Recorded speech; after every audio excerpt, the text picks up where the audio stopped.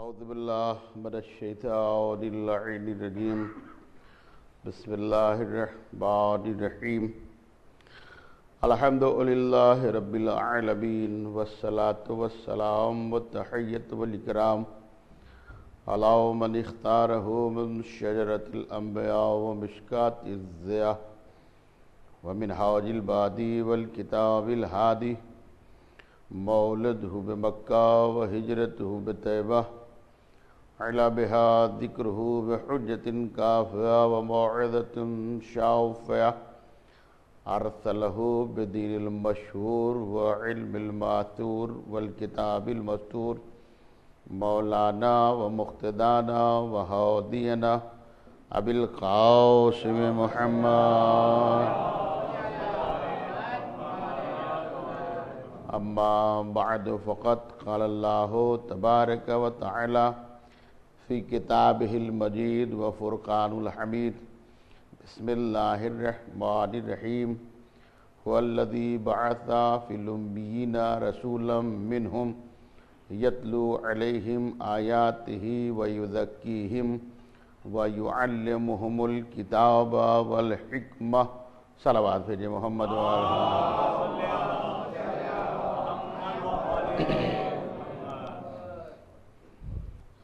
خاندان زہرا پہ بآواز بلند صلوات بھیجے محمد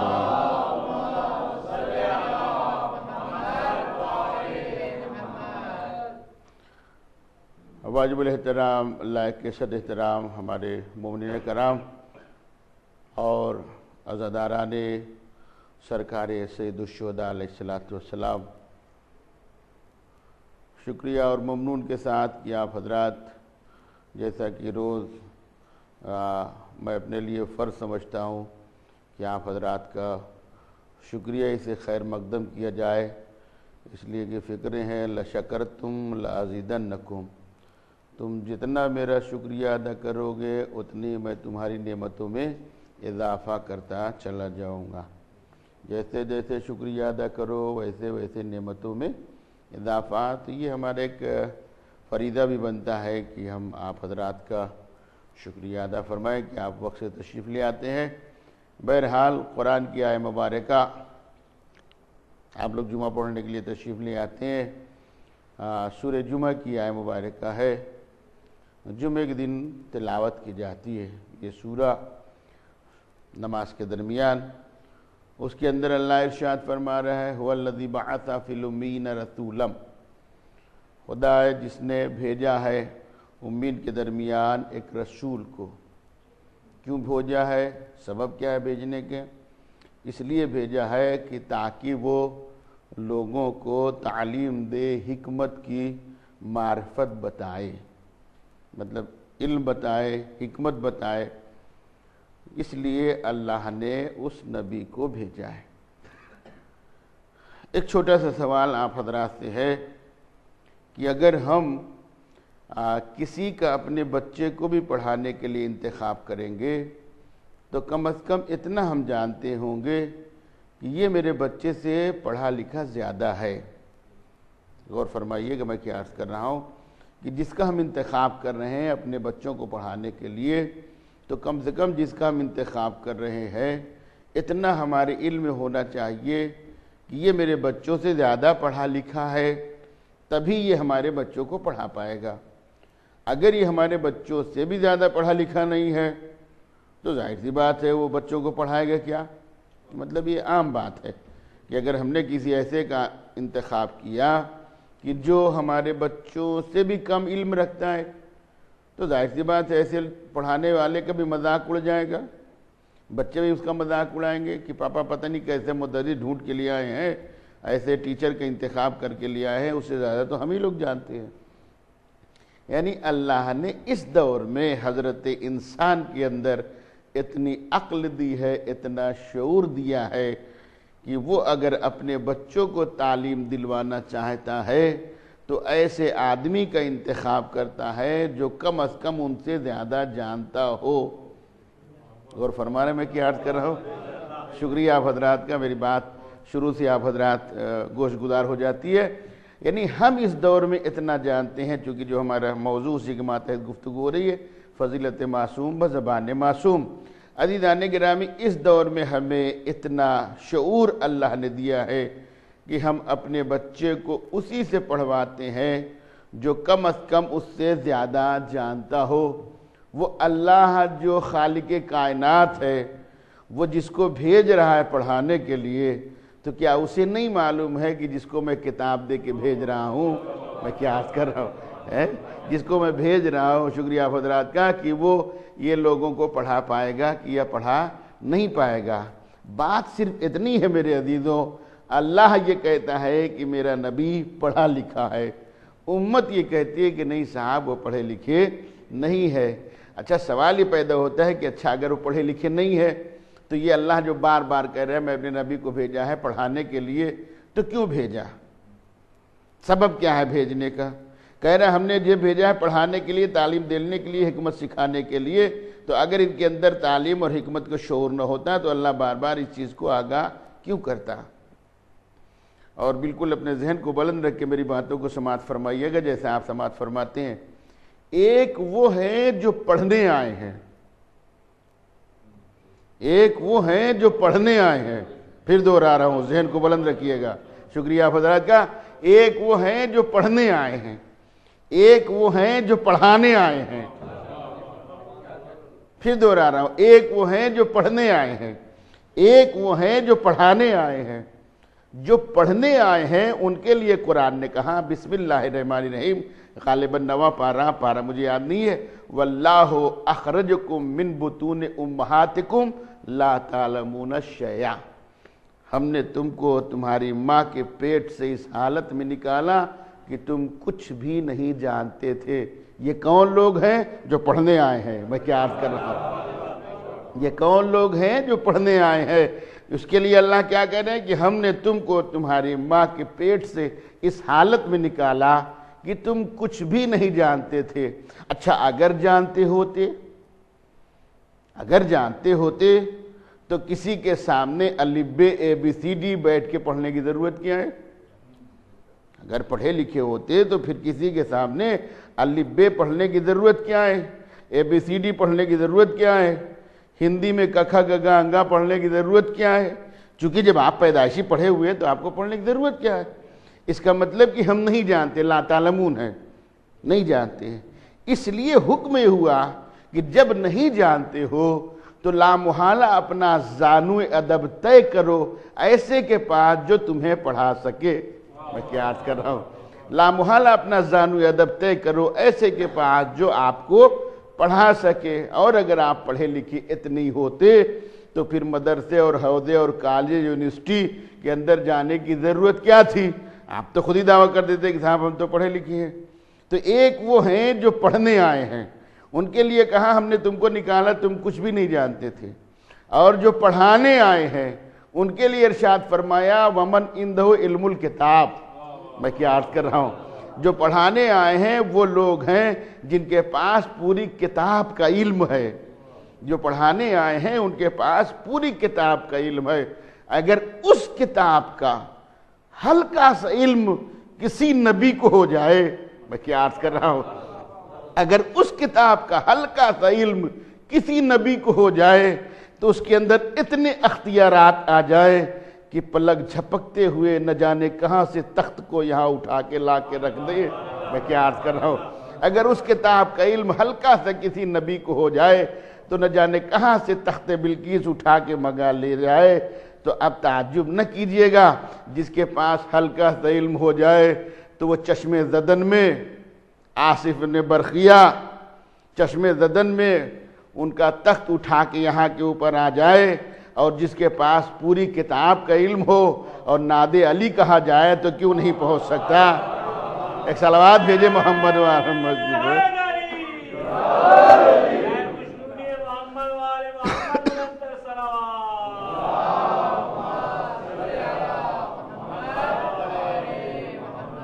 اگر زحمت نہ ہو تو ایک اور صلوات عنایت فرمائے مل جل کے محمد و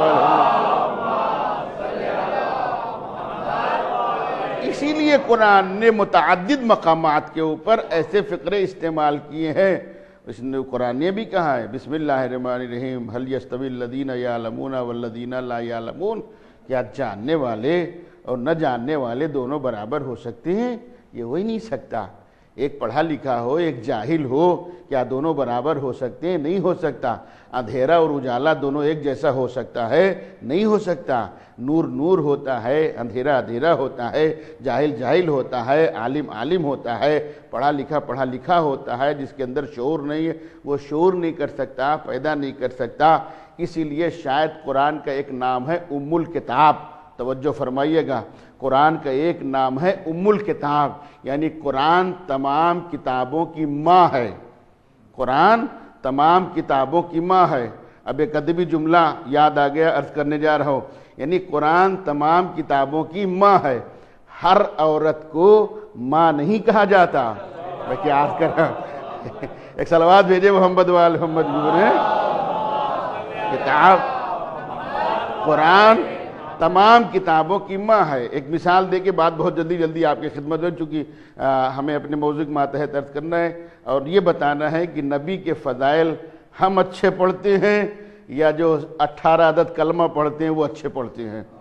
ٹھیک ہے، پڑھتے ہیں نہیں پڑھتے؟ کوئی 7 پڑھتا ہے، کوئی 10 پڑھتا ہے، کوئی 6 کلمہ پڑھتا ہے، کوئی 11 پڑھتا ہے۔ اب پتہ نہیں کون سا صحیح ہے تو ہمیں خود بھی نہیں معلوم، لیکن ہم اتنا ضرور جانتے ہیں جہاں ولایت کا اعلان ہے وہ صحیح ہے۔ ٹھیک ہے، ایک صلوات بھیجے وعز محمد وآل محمد۔ عزیزان گرامی، ہمارے پاس جب شعور نہیں تھا، ہمارے پاس علم نہیں تھا، کم ہم علم جانتے تھے۔ ایک وہ زمانہ تھا، بہت زیادہ نہ جائیے آپ، 20 سال پیچھے چلے آئیے تو جتنی ترقی آج دنیا نے کی ہے، سیکنڈوں کے اندر آپ خبر پوری دنیا کی معلوم کر لیتے ہیں اپنے ہاتھ میں ایک چھوٹا سا کھلونا رکھ کر۔ اسے کھلونا ہی کہا جائے گا، چھوٹا سا کھلونا رکھ کے پوری دنیا کی خبر آپ معلوم کر لیتے ہیں۔ اب تو اتنے آگے نکل گئے ہیں کہ گھر والوں سے بات بھی کرتے ہیں تو اپنی بھی صورت دکھائی دے رہی ہے، ان کی بھی صورت دکھائی دے رہی ہے۔ ہو رہا ہے یا نہیں ہو رہا؟ یہ کیوں ہو رہا ہے؟ اس لیے ایک علم بڑھا ہے۔ میں کیا عرض کر رہا ہوں، یہ کیوں بڑھا ہے؟ اس لیے ایک علم بڑھا ہے۔ آج سے 20 سال بیک ہو جائیے، ہم ہی لوگ جب ایران کے اندر پڑھتے تھے تو خط آتا تھا، خط آنے میں 1 مہینہ لگتا تھا، 1.5 مہینہ جواب دینے میں 1.5 مہینہ آتا تھا، یعنی 3 مہینے کے اندر آدمی کی خیریت معلوم ہوتی تھی، کون مر گیا، 40واں ہو گیا، بعد میں پتہ چلا کہ ہاں ان کا 40واں ہو گیا۔ آدمی کو محبت تھی، اس نے رو لیا۔ اب کیا ہے؟ اب کیا ہے؟ ادھر انتقال ہوا، فوراً خبر ہو گئی، دنیا میں کہیں بیٹھے ہیں فوراً اطلاع ہو گئی فلاں صاحب دنیا سے چلے گئے، یعنی اسی وقت میسیج مل گیا یا اسی وقت اطلاع مل گئی۔ تو جب ہمارے پاس علم نہیں تھا، ہمارے پاس ادراک نہیں تھا، ہمارے اندر شعور نہیں تھا، چونکہ ہم کم علم رکھتے تھے، اس لیے ہمارا علم کچھ چیزوں کے اندر محدود تھا۔ اب جب ہمارا علم اور آگے بڑھا تو ہم نے کہا صاحب ہم ترقی کریں گے۔ جب ترقی کی تو اب ہمارا فون شروع ہو گیا، لیکن ہم تصویر نہیں دیکھتے تھے، صرف گفتگو کر لیا کرتے تھے۔ 1 سیکنڈ کے اندر ملایا، سیکنڈوں میں گفتگو ہو رہی ہے۔ کراچی میں بیٹھا ہے تو بھی بات کر رہا ہے، لاہور میں بیٹھا ہے تو بھی بات کر رہا ہے، انڈیا میں بیٹھا ہے تو بھی بات کر رہا ہے۔ یہ کیا ہے؟ کہا یہ علم ہے جو ایک دوسرے کی آواز کو منتقل کر رہا ہے۔ میں کیا عرض کر رہا ہوں، یہ علم ہے جو ایک دوسرے کی آواز کو منتقل کر رہا ہے۔ یہ کس نے علم ایجاد کیا ہے؟ کہا اس نے ایجاد کیا ہے جس کے لیے قرآن نے کہا کہ جب ہم نے تم کو نکالا تم کچھ بھی نہیں جانتے تھے۔ میں کیا عرض کر رہا ہوں، یہ اس نے یہ علم ایجاد کیا ہے جس کے لیے قرآن نے کہا کہ ہم نے تم کو ماں کے پیٹ سے نکالا تم کچھ بھی نہیں جانتے تھے۔ اب ہمیں اور شوق پیدا ہو گیا تو ہم نے کہا کہ صاحب ہم نے سائیکل بہت چلا لی، اب ہم تھک گئے ہیں۔ یہ مثال دے رہا ہوں ایک منزل کے اوپر آپ کو لانے کے لیے۔ بہت چلایا، 2 چرخہ فارسی میں کہتے ہیں، بہت چلایا، تھک گئے۔ ہم نے کہا اب تھوڑا سا اور آگے بڑھیں۔ انسان نے اپنے ذہن کو بڑھایا، موٹر سائیکل بنا لی، اس سے چلا جا رہا ہے۔ 2 ہی آدمی جا سکتے ہیں اس کے اوپر بھی، 3 آدمی نہیں بیٹھ سکتے۔ گورنمنٹ بھی جانتی ہے کہ اگر 3 آدمی بیٹھ جائیں تو اس کا چالان کر دینا چاہیے۔ مطلب یہ قانون بنا ہے انڈیا کے اندر بھی، آپ کے یہاں بھی ہے کہ 2 ہی آدمی جائیں، ایک چلانے والا دوسرا بیٹھنے والا۔ تیسرا اگر بیٹھ گیا تو چوراہے پہ جو ماموں کھڑے ہوتے ہیں، ہم لوگ انہیں ماموں کہتے ہیں اپنے یہاں، انہوں نے فوراً پرچی کاٹی، آپ کو ایک تھما دیا۔ کیوں؟ کہا تمہیں معلوم نہیں 2 آ سکتے ہیں زبردستی، تیسرا نہیں آ سکتا۔ اگر بیٹھے گا تو اس کا چالان بھی ہوگا, گاڑی بند کر دی جائے گی. ٹھیک ہے, اب ہم نے کہا چلیے ٹھیک ہے, ہمارا مسئلہ تو حل ہو جا رہے ہیں. اب ہم نے اور ترقی کی, ہم تو جاتے ہیں, میرا دوست چلا جاتا ہے یا بیوی چلی جاتی, بچے نہیں جا پاتے, کہ ہم کار خریدیں گے. کار خرید لی, اس میں پوری فیملی چلی جا رہی. اب جانا ہے پورے فجیرہ والوں کو, مثلا ابو ظہبی تو سب ایک کار میں جا نہیں سکتے. انہوں نے کہا کہ بھائی صاحب بس بنائیے, بس سے ہم لوگ وہاں چلیں گے. سارے آدمی بس میں بیٹھ کے چلے گئے. چلیے پہنچ گئے. کہا سامان کیسے ڈھویا جائے, ٹرک کا انتخاب کیا گیا, وہ جانے لگے. کہا اب پورا کیسے جائے لد کے, کہا ٹرین بنا لیں گے. یہ مثال سمجھیے کہ میں کیوں عرض کر رہا ہوں, اس کے اندر ایک راز پوشیدہ ہے. ہم بڑی حسرت بھری نظروں سے ایک روز چاند کو دیکھ رہے تھے. دیکھتے دیکھتے ہم نے کہا تو نہ صحیح تمہارے اوپر بھی ہم پہنچ جائیں. میں کیا عرض کر رہا ہوں, بڑی حسرت بھری نظروں سے ایک روز دیکھتے دیکھتے ہم نے کہا تو نہ صحیح ہمارا علم اتنا بلندی کے اوپر پہنچ گیا کہ ایک دن تمہارے اوپر بھی پہنچ کے ہم دکھائیں گے. بس ہم میں اور میں یہی فرق ہے کہ ہم اپنے علم کے ذریعے چاند تک جائیں گے, وہ اپنے ڈیوڑھی کے اوپر بیٹھے بیٹھے ستارے کو بلائیں گے. ایک صلوات بھیجے محمد وآل محمد کے اوپر.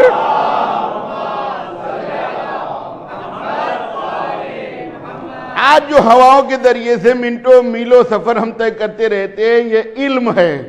جس کے پاس علم نہیں تھا اس نے ترقی کی تو ایک منزل کے اوپر پہنچا.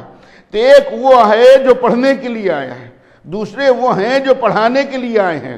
آج کے دور میں بھی اگر کسی کا کسی سبب سے کسی یونیورسٹی کے اندر انتخاب ہو جائے, تعلقات کی بنا پر, دوستی کی بنا پر, یا رشوت دینے کی بنا پر, بڑی پوسٹ اسے دے دے گئی پڑھانے کے لیے, جبکہ وہ نہیں پڑھا سکتا ہے, تو اچھے اسٹوڈنٹ جو ہوتے ہیں وہ ان کا مذاق اڑانے لگتے ہیں کہ ہمارے استاد جی کو یہ پڑھانا ہی نہیں آتا ہے. لاکھ رشتہ دار ہو منیجر صاحب کا, پرنسپل صاحب کا, منیجنگ کمیٹی کا, اب جب اعتراض ہوگا تو منیجر بھی اسے برخاست کر دے گا. ہمارا تمہارا رشتہ اپنی جگہ کے اوپر, میں کیا عرض کر رہا ہوں, ہمارا تمہارا رشتہ اپنی جگہ کے اوپر. اسٹوڈنٹ شکایت کرتے ہیں ان کے اندر یہ لیاقت نہیں ہے کہ یہ پڑھا پائیں. تو اس دور میں بھی اتنا منیجر جانتا ہے کہ اگر ہم ایسے کو انتخاب کر کے لے آئے جو باعث بدنامی ہو جائے تو اسے وہاں سے ہٹا دینا چاہیے. اب میری سمجھ میں آیا, بڑے بڑے لوگ انتخاب کر کے رکھے جاتے تھے, لیکن مسئلہ درپیش آتا تھا تو علی یاد آتے تھے.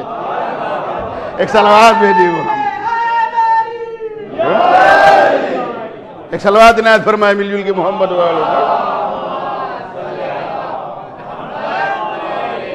اس لیے کہ انہوں نے یہاں پڑھا نہیں ہے, انہوں نے یہاں نہیں پڑھا ہے.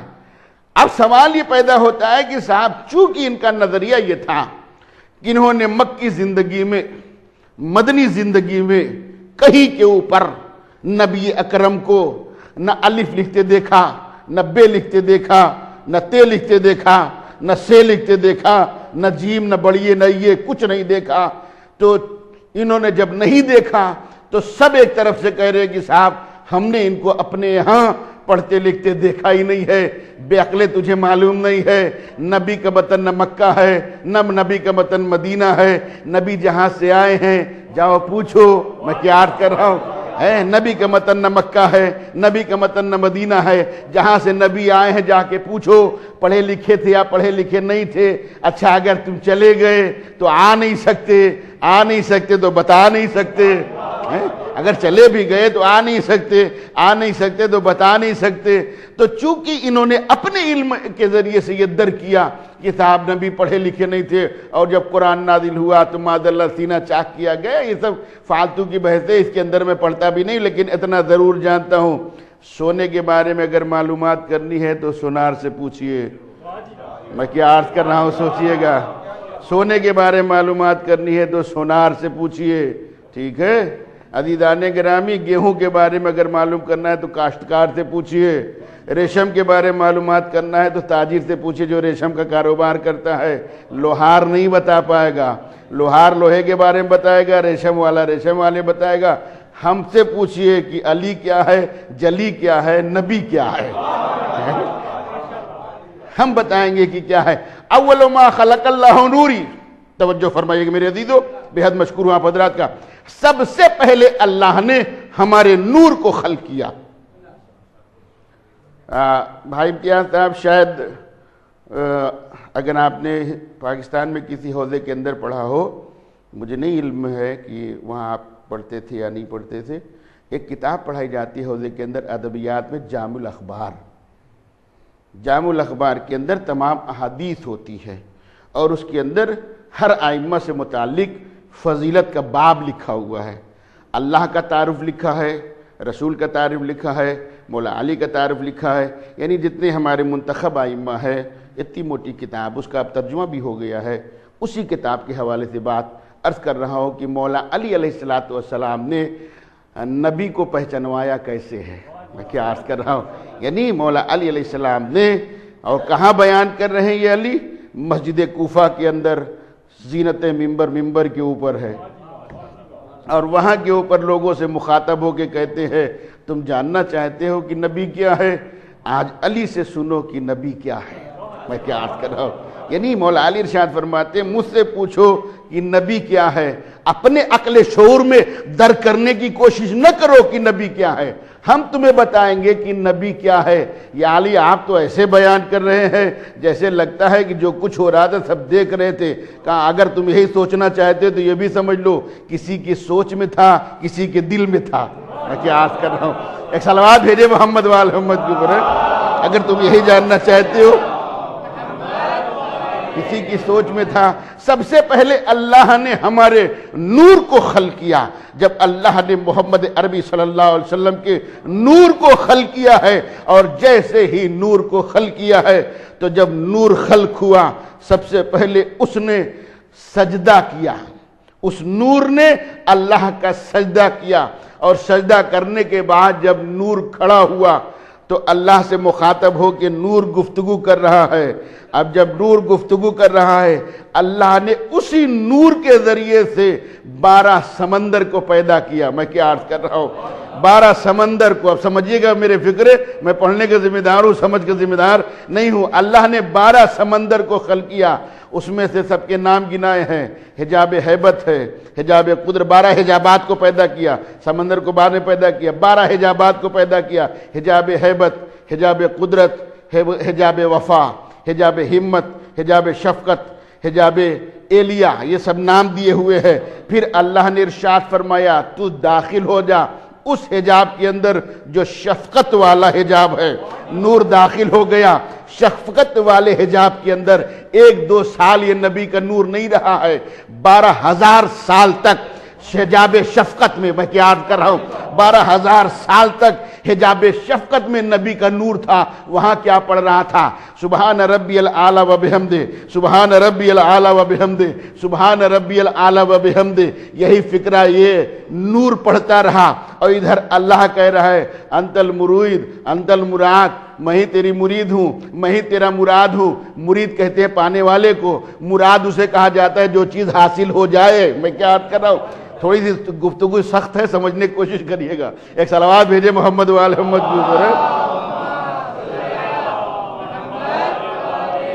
اب 12 سال کے بعد جب یہ نور نکلا تو اللہ نے اسی نبی کے نور سے 12 سمندر کو خلق کیا۔ جب 12 سمندر کو خلق کیا، ارشاد فرمایا داخل ہو جا تو اخلاق کے سمندر کے اندر۔ سارے سمندر کے نام دیے ہیں، یعنی مجھے اتنی وقت ذہن میں نہیں جو نام یاد آ رہے بتا رہا ہوں۔ اخلاق کے سمندر کے اندر داخل کیا۔ اخلاق کے سمندر میں یہ نبی کا نور رہا، 1-2 سال نہیں رہا، 14,000 سال۔ یہاں کی بات نہیں ہو رہی، 14,000 سال وہاں کے ہو رہے ہیں۔ 14,000 سال تک وہ اللہ کی تسبیح پڑھتا رہا۔ بالکل جگ کے سنیے گا میں کیا عرض کر رہا ہوں۔ اب جب وہاں سے نکلا یہ نور تو ظاہر سی بات آپ بھی جانتے ہیں، میں بھی جانتا ہوں کہ جب آدمی دریا سے غوطہ کر کے نکلتا ہے اپنے آپ کو، جسم کے اوپر پانی کے قطرات ہوتے ہیں، زلفیں پانی کے اندر ڈوبی رہتی ہیں، جب چھڑکتے ہیں تو پانی کے قطرات گرتے ہیں۔ جب یہ نور بہرے اخلاق سے نکلا تو ایک مرتبہ اس نور نے ہلکا سے ایک جھٹکا لیا، نہ جانے کتنے قطرات گرنے لگے، ہر قطرے سے نبی کا وجود ہونے لگا۔ میں کیا عرض کر رہا ہوں، ہر قطرے سے نبی کا وجود ہونے لگا۔ دوسری روایت وہی کے اوپر لکھی ہوئی ہے، صرف پانی کے قطرات سے نہیں، نبی نے جب سجدہ کیا ہے، اس نور نے جب سجدہ کیا ہے اور سجدے کے بعد اپنی پیشانی کو اٹھایا تو پیشانی کے اوپر جو پسینے بنے ہوئے تھے، ہر قطرے سے نبی کا وجود ہوتا رہا۔ اب بھی امت مسلمہ سمجھ نہیں پائی، ارے پسینہ پسینہ ہوتا ہے، خون خون ہوتا ہے۔ میں کیا عرض کر رہا ہوں، ایک صلوات بھیجے محمد وآل محمد جو بولے۔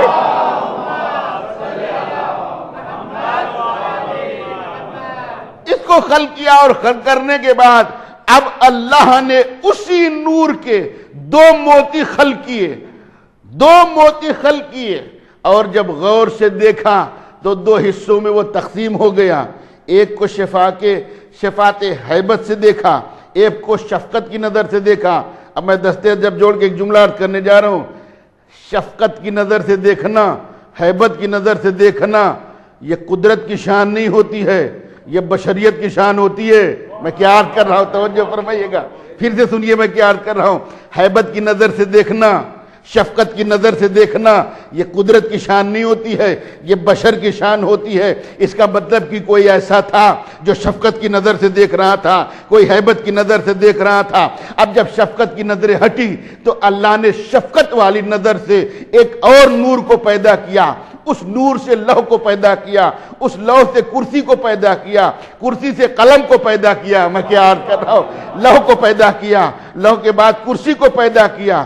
یہاں روک رہا ہوں میں آپ کو، ہم آپ گھر بناتے ہیں، امام بارگاہ بناتے ہیں، مسجد بناتے ہیں، پنجتن کے نام لکھتے ہیں، لکھا جاتا ہے کہ نہیں لکھا جاتا؟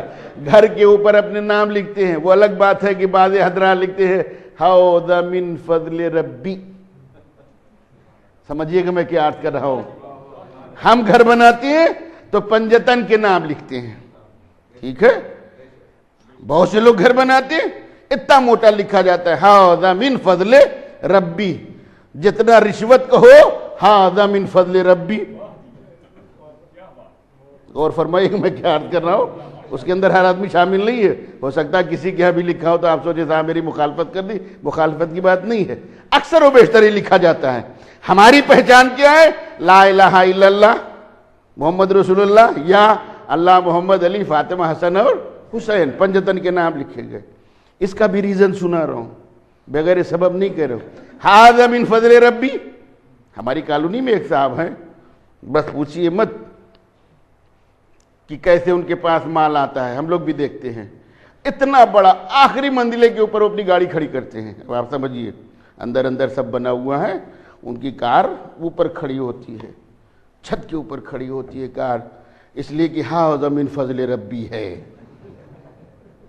ٹھیک ہے؟ عزیزان گرامی، ہم آپ جب بناتے باعث برکت کے لیے، امام بارگاہ بنائی پنجتن کے نام لکھ دیے، گھر بنایا پنجتن کے نام لکھ دیے، مسجد بنائی پنجتن کے نام لکھ دیے۔ سنیے گا، حدیث قدسی ہے، میرے گھر کی روایت نہیں ہے، حدیث قدسی کی یہ فکریں لکھے ہوئے ہیں کہ اللہ نے جب عرش کو خلق کیا، میں کیا عرض کر رہا ہوں، اگر یہ میرے پڑھے ہوئے فکریں نہ نکلے تو آپ مجھے پھانسی پہ لٹکا دیجئے، لیکن بغیر دیکھے نہیں۔ حدیث قدسی میں تلاش کیجئے، اللہ نے جب عرش کو خلق کیا تو اس عرش کے اوپر اللہ نے پنجتن کے نام لکھے۔ میں کیا عرض کر رہا ہوں، توجہ فرمائیے گا۔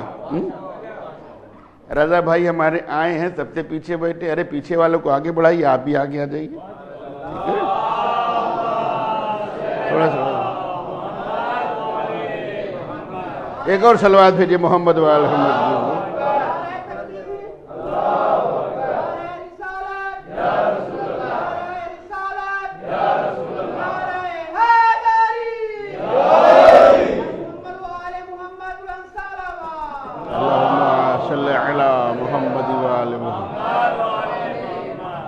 یاد ہے نا بات جو میں نے آپ کی خدمت میں کی، ہم گھر بنائیں تو باعث برکت کے لیے پنجتن کے نام لکھے، نہ اس کے پاس گھر ہے، میں کیا عرض کر رہا ہوں، نہ مکان بنا ہے اس کا، عرش کے اوپر اس نے پنجتن کے نام لکھے۔ کیوں؟ اس کا مطلب کہ وہ بھی جانتا ہے کہ یہ باعث برکت ہے۔ میں کیا عرض کر رہا ہوں، اسے ہی پتا ہے یہ باعث برکت ہے۔ اچھا اس نے پنجتن کے نام لکھے، پڑھیے گا حدیث قدسی کی 4 جلد، یوں نہیں عرض کر رہا ہوں، کیوں بنایا، کیوں پنجتن کے نام لکھے؟ اب مولا علی علیہ السلام مسجد کوفہ سے بول رہے ہیں، اللہ نے جب عرش کو خلق کیا، اتنی تیز عرش کانپ رہا تھا، اتنی تیز عرش تھرا رہا تھا